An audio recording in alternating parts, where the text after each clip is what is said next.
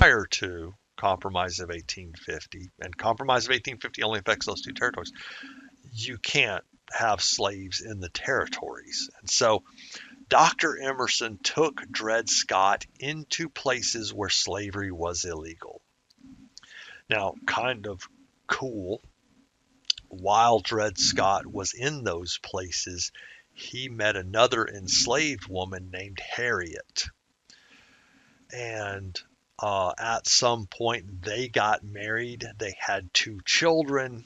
And somehow, I'm just going to guess that it was purchase, but Dr. Emerson is going to purchase Harriet, the enslaved woman. So his two enslaved people that are together, that are married, can remain that way together. Well, uh,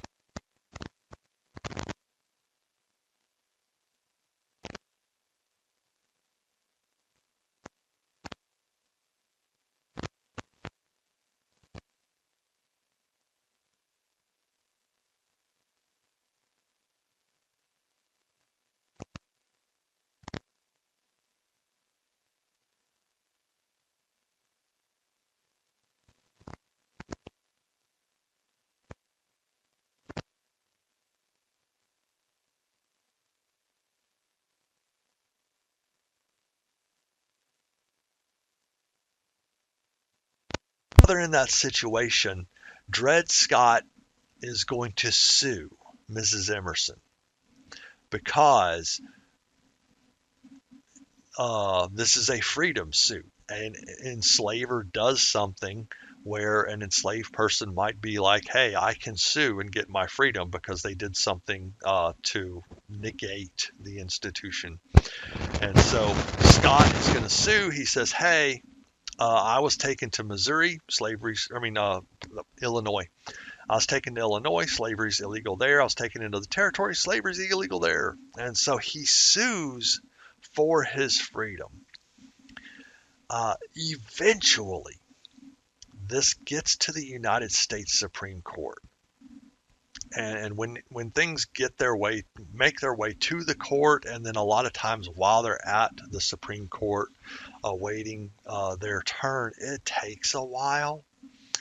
And so other things can happen. And so a crazy thing happens with the Dred Scott case.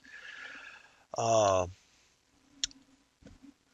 Mrs. Emerson has met a new guy. And you don't have to remember his name, but I think she's got a thing for dogs.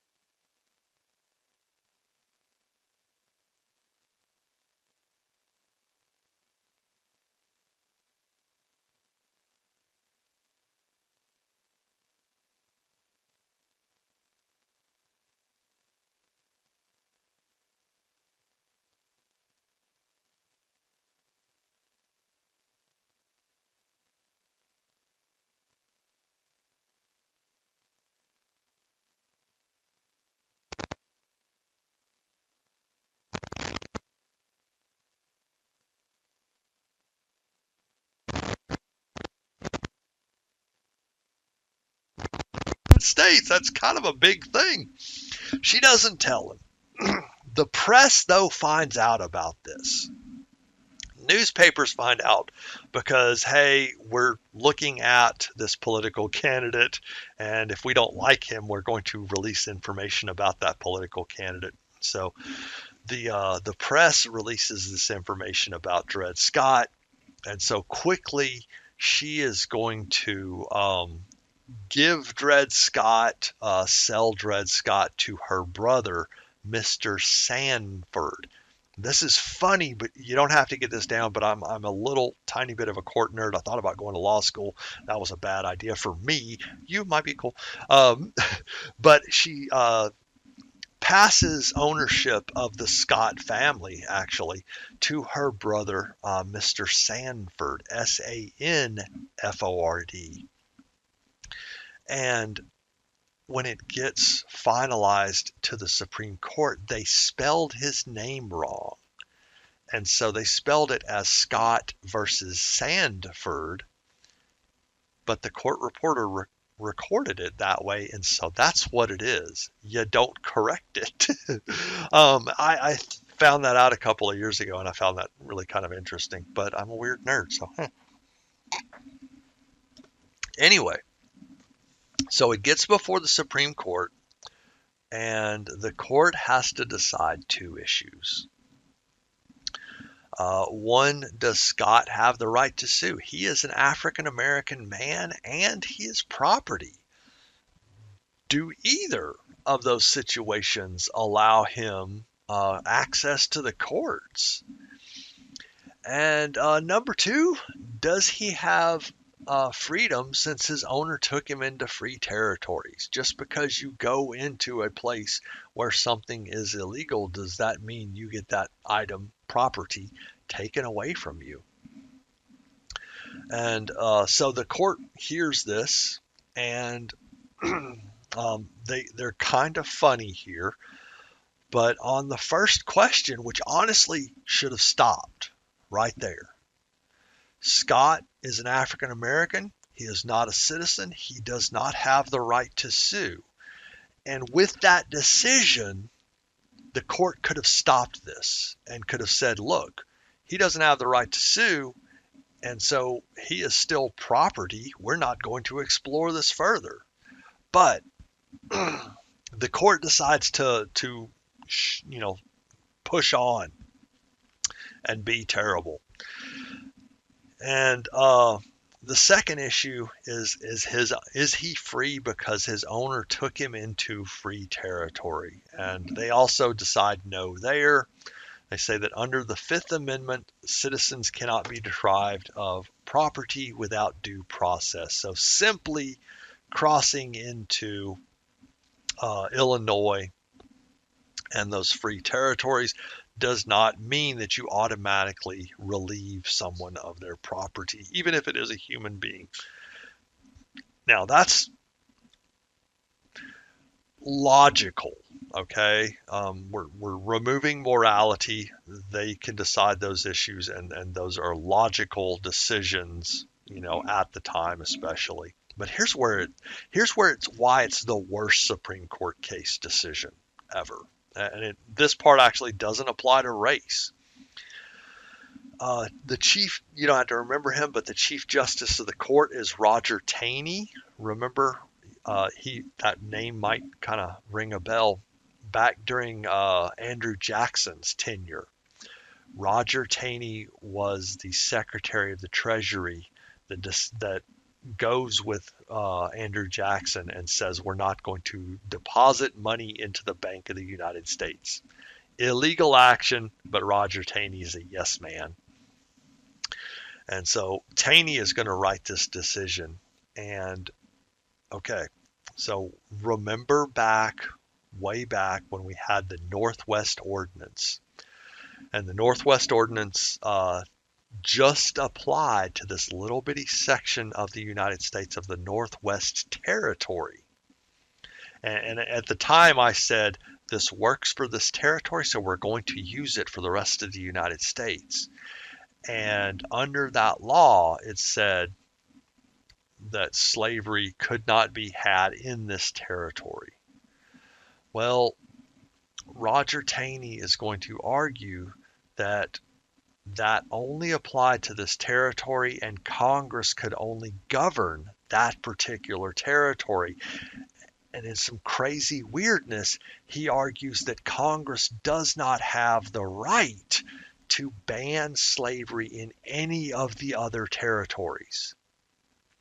Well, think about that. He's saying that Congress does not have the ability to govern the territories that the United States owns. Like, if Congress doesn't have the power to govern those things, who does? There's no one else.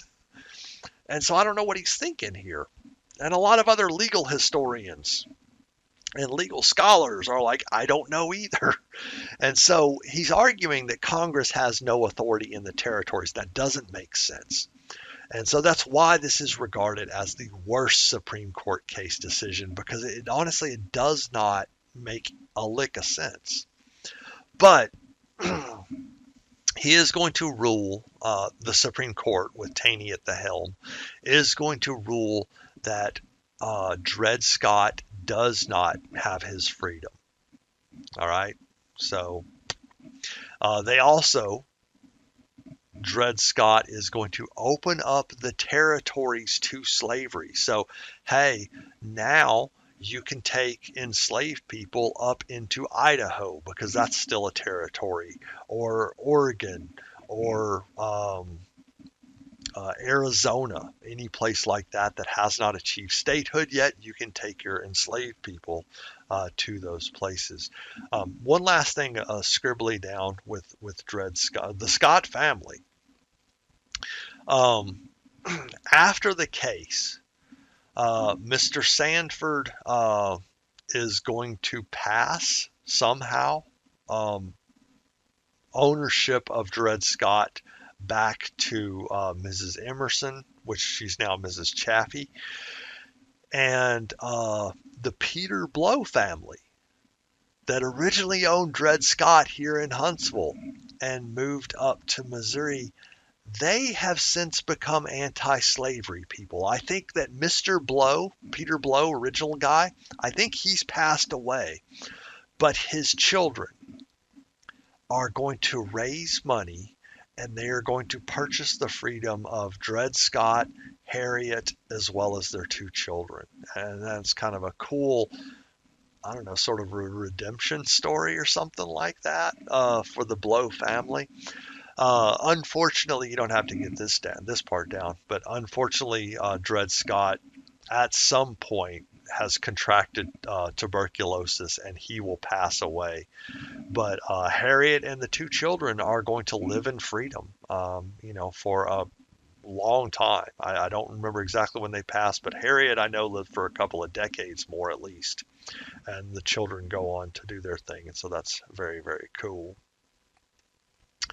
But, this is going to allow for the expansion of slavery, and that's something that is very, very contentious right now. All right. So,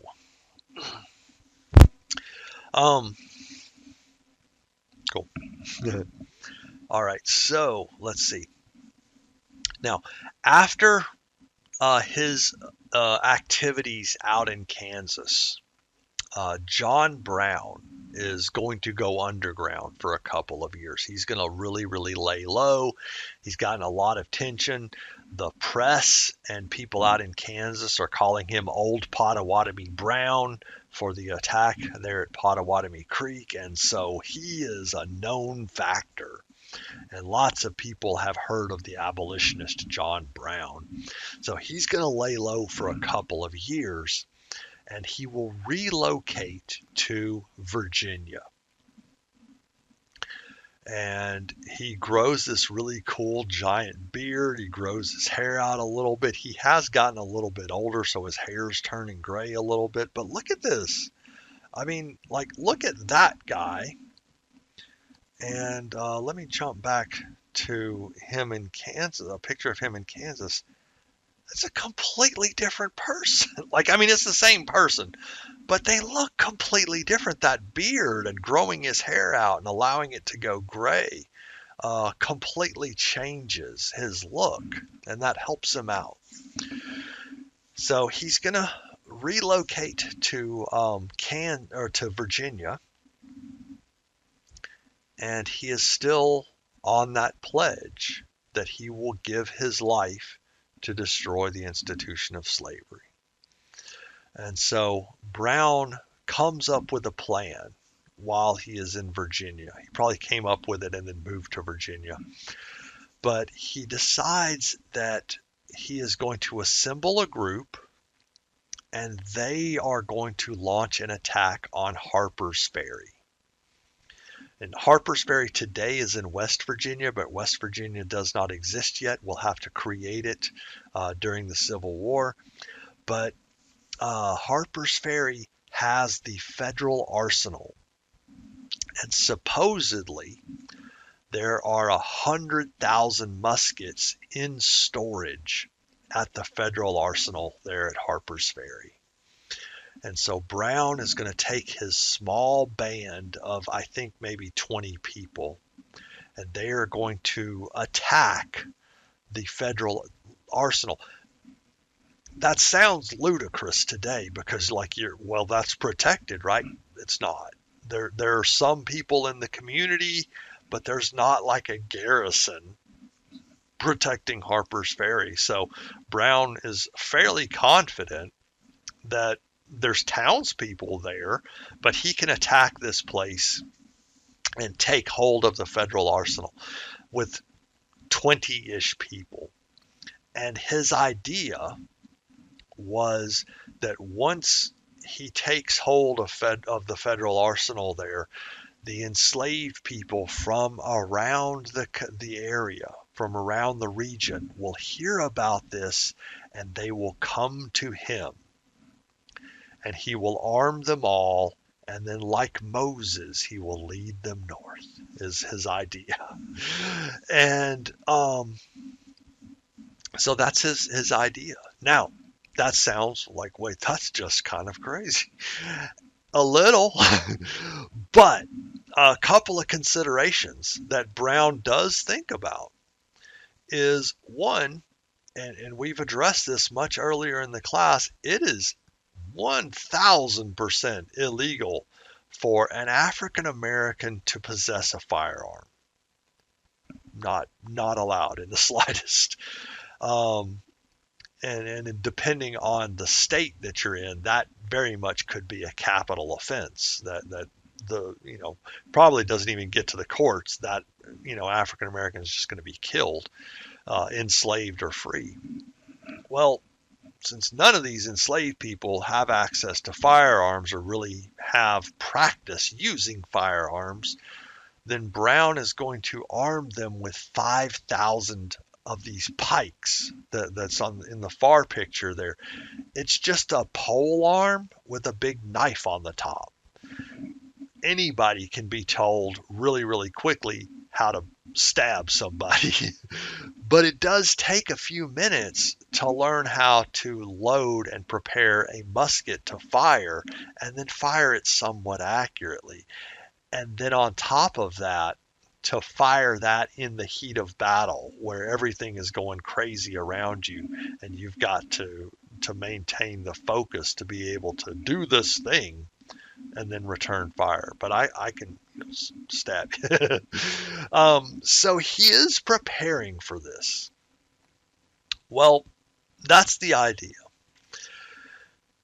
And so in October of 1859, John Brown and about 23 people, I was close, 23 people are going to launch this attack on Harper's Ferry, and they make their way to Harper's Ferry, and they capture a few people, and shots are exchanged, and something they didn't expect happens.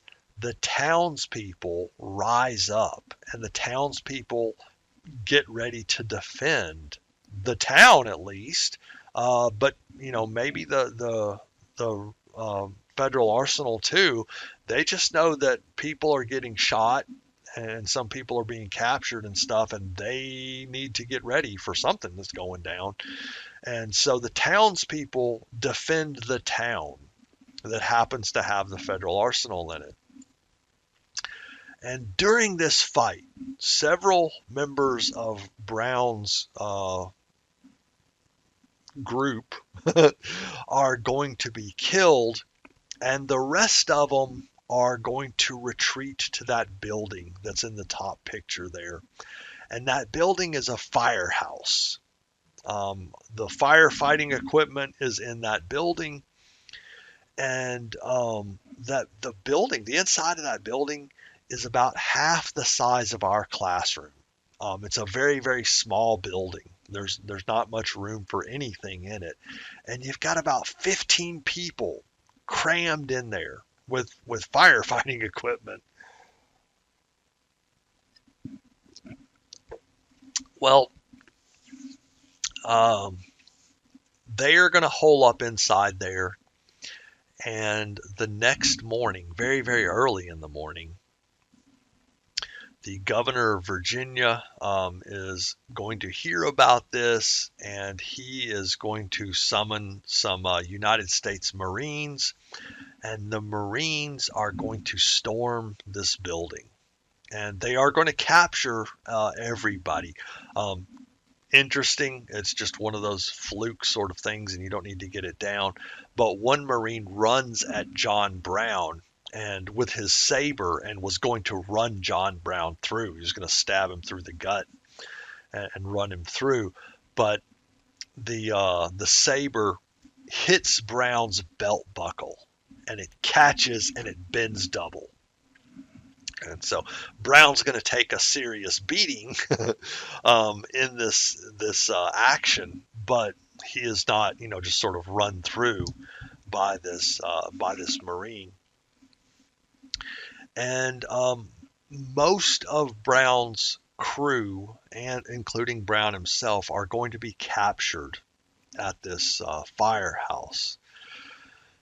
And Brown is going to be put on trial for committing treason against the state of Virginia because he was going to lead a slave rebellion. And in that slave rebellion, we are going to expect that some white plantation owners and some white people that are going to counter that would be killed. And that's a treasonous action against the state of Virginia. And so Brown's going to be charged with treason against the state of Virginia. He'll be put on trial, and he will be executed. And it's really kind of wild. A fantastic book about the John Brown raid is Midnight Rising by Tony Horwitz, if you want to read that. Tony Horwitz is a fantastic he's an author, but he writes history stuff, but he's not like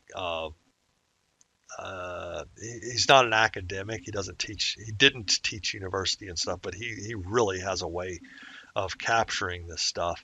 And a couple of things that are pretty interesting. Brown was really, really cognizant of his image in all of this. And he writes to his wife while he is awaiting execution, while he is in jail. He writes to his wife and he tells her that he loves her madly and he would do anything for her, but he asks her to please not to come to his execution. As much as he would love to see her, he knows, I guess, and I think most people maybe do, but he says that he knows that he would not be able to remain stoic. He would lose his composure and he would just melt seeing her, right before his execution. And so he asks her to stay away, so that he can be executed. He's going to be hanged. He tells her to stay away so that he can, remain stoic while he's executed by these pro-slavery people. And another thing that is interesting that Horowitz captures really, really well.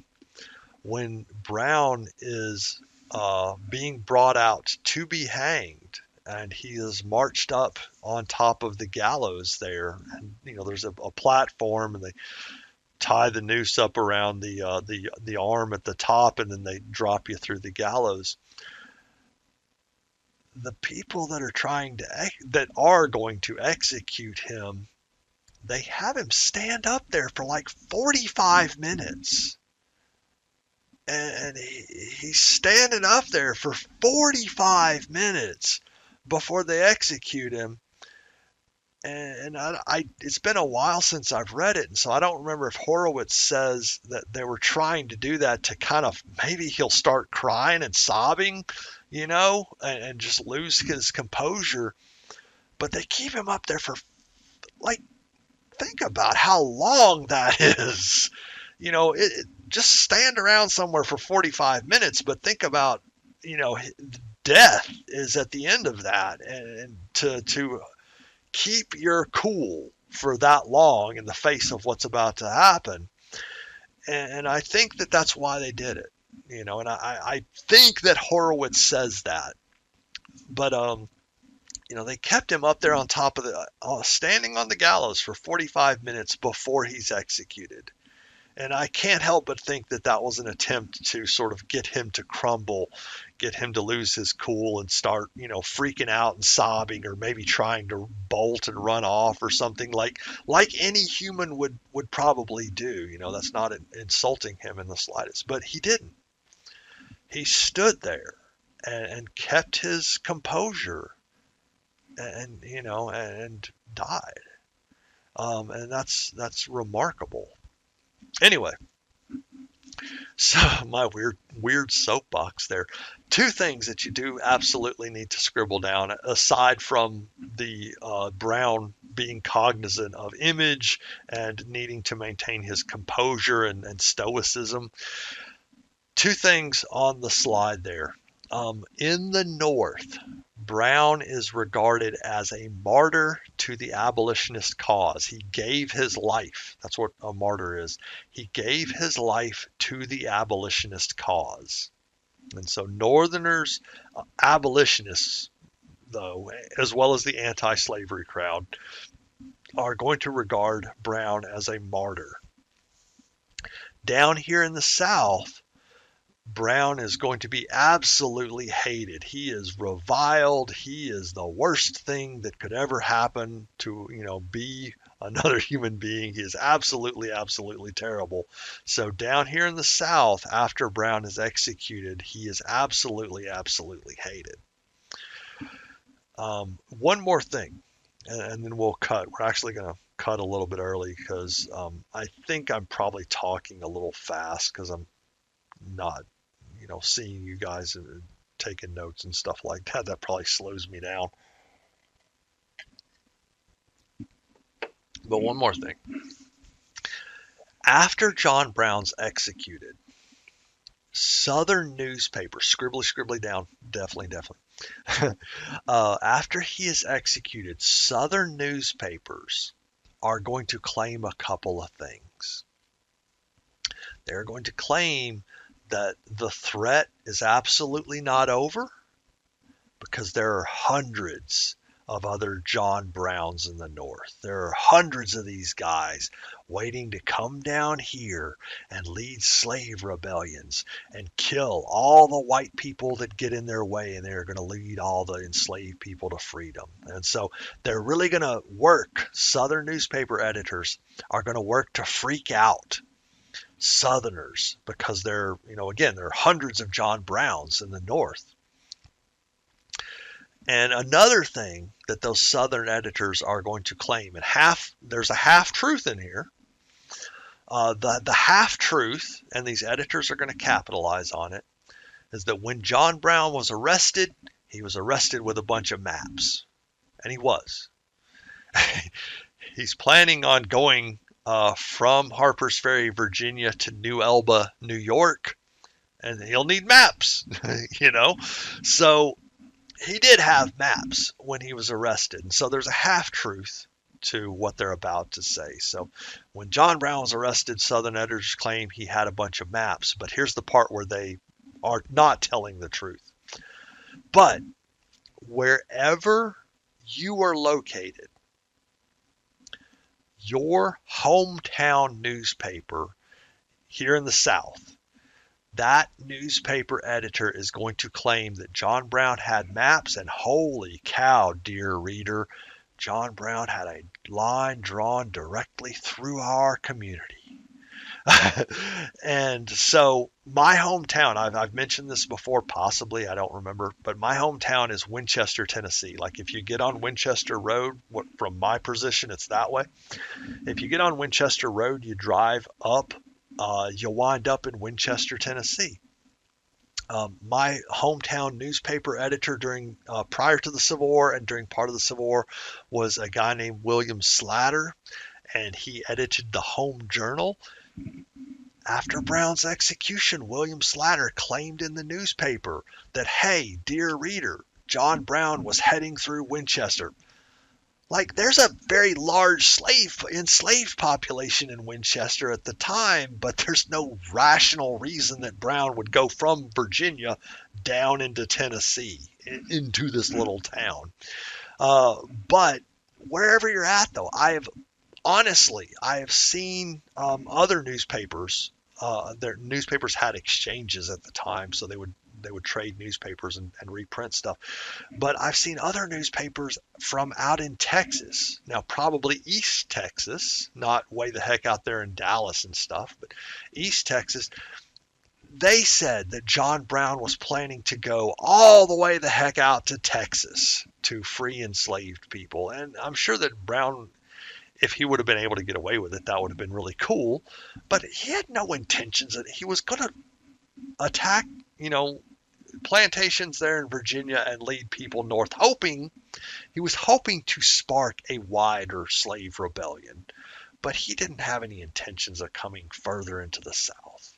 But wherever, scribbly down, wherever your newspaper is in the South, that newspaper editor claimed that John Brown was heading to your community. And they do this to freak people out. They're trying to get people very, very super spun out of their heads. And also, in the next lecture, right now this is 1859. We are heading into a presidential election. 1860 is a presidential election, and the Republicans are running on the Free Soil platform of eliminating, the spread of slavery. And so that's one reason that they're going to do this. They're going to try to get people riled up to vote against Republicans and the anti-slavery cause. So, all right. So we're going to cut there, and through email or through your notes or something like that when we get back into class, please let me know if you have any questions, and I will be happy to answer anything you got. All right. See you guys later.